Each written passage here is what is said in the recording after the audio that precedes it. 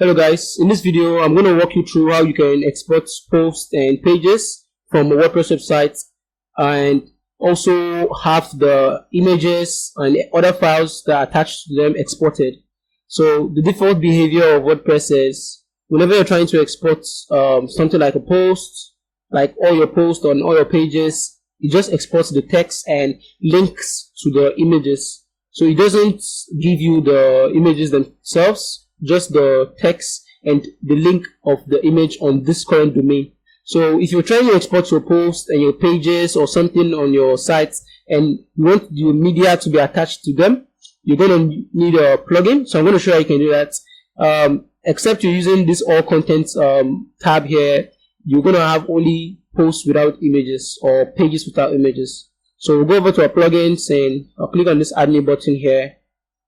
And there's a plugin that allows you to export both the media files of the post or a page you're trying to export. So I'm just going to type in export media with selected content over here at the search box.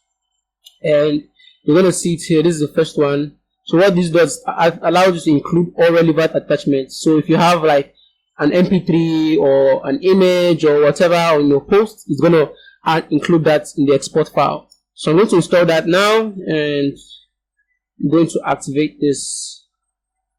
Okay, so I'm going to activate this now and go back to the export page. So go back to tools and click on export. And now you're going to notice a new option. When I select post and I scroll down, you're going to see this extra checkbox. So if I click on this and I download the export file, what this is going to do is it's going to get all the images on all the posts on my website, or if I'm doing this for pages, it's going to do the same. So if I uncheck this and just download the export file, it's not going to do that.